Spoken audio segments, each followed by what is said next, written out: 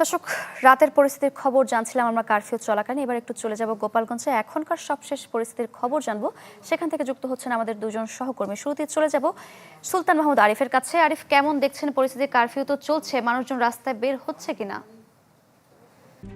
RICL TMX, যুগের পর যুগ স্থাপনা থাকে মজবুত।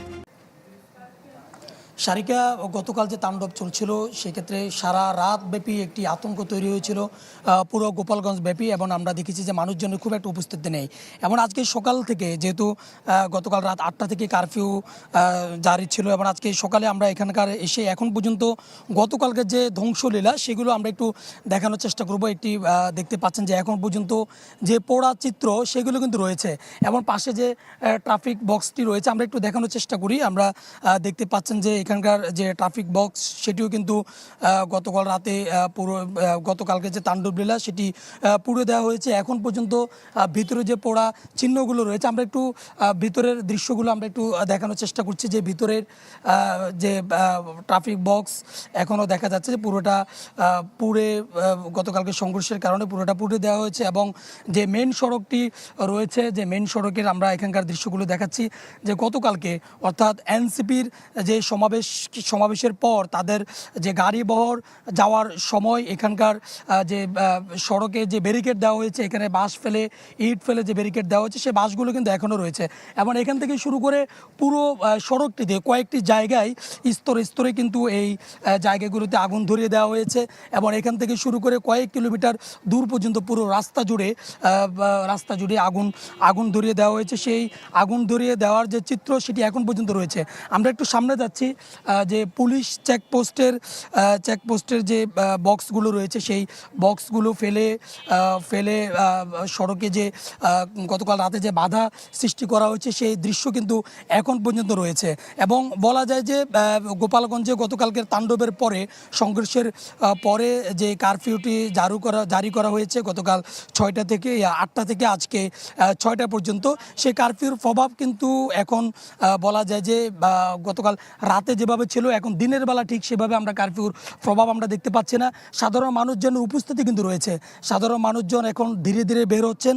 তবে আইনশৃঙ্খলা রক্ষাকারী বাহিনীর সদস্যদের উপস্থিতি কিন্তু আমরা সকাল থেকে কারফিউ জারির পর যেভাবে আসলে আইনশৃঙ্খলা রক্ষাকারী বাহিনীর সদস্যদের থাকা দরকার আমরা সেভাবে আমরা কিন্তু দেখিনি। আমরা ঠিক এখন যে জায়গাটিতে রয়েছি এটি ঠিক যে জায়গাটিতে গতকাল রাতে গতকালকে এনসিপি সমাবেশ করেছিল, পথসভা করেছিল, আমরা ঠিক এখন সেই জায়গায়, অর্থাৎ সেই জায়গাটিতে আমরা রয়েছি। সেখানকার যে তাণ্ডব চিত্র গতকাল সারা দিনব্যাপী এখানে হয়েছিল, ধাওয়া পাল্টা ধাওয়া, ইট পাটকেল নিক্ষেপ, গোলাগুলি, সেই জায়গাটিতে আমরা এখন রয়েছি। গতকালকে যারা এখানে তাণ্ডব চালিয়েছিল আজকে কিন্তু তাদের সেরকম উপস্থিতি কিন্তু আমরা এখন পর্যন্ত আজকে আর দেখিনি। তবে বলা যায় যে সারিকা, আজকের চিত্র যদি আমি বলি, এখন পর্যন্ত বলা যায় গোপালগঞ্জের যে পরিস্থিতি সেটি শান্ত রয়েছে। এবং সাধারণ মানুষজন কিছুটা গতকাল রাতে কিন্তু আমরা দেখি নাই যে কাউকে মাঠে নামতে, রাস্তায় আসতে। তবে বেলা যত বাড়ছে আমরা সাধারণ মানুষের উপস্থিতি দেখছি।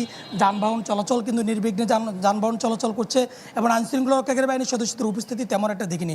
তবে বেলা বাড়ার সাথে সাথে এখানকার পরিস্থিতি যদি নতুন করে মোড় নেয় তখন নতুন করে তথ্য দেওয়া যাবে। সারিকা। আরিফ, ধন্যবাদ আপনাকে।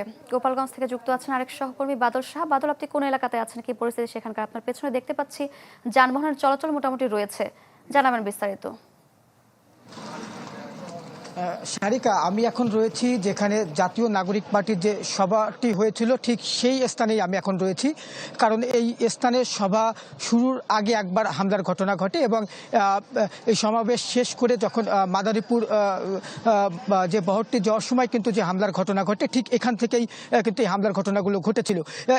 এই হামলার ঘটনার পরপরই কিন্তু গোপালগঞ্জের যে বিভিন্ন পয়েন্টে, বিশেষ করে নতুন বাজার এলাকা, ঘোষের চর, মডেল স্কুল রোড সহ বিভিন্ন পয়েন্টে কিন্তু আওয়ামী লীগ ও ছাত্রলীগের নেতাকর্মীরা কিন্তু জড়ো হয়ে এনসিপির গাড়িবহর এবং পুলিশের উপর কিন্তু হামলা চালায়, এবং পুরো শহর কিন্তু তখন রণক্ষেত্রে পরিণত হয়।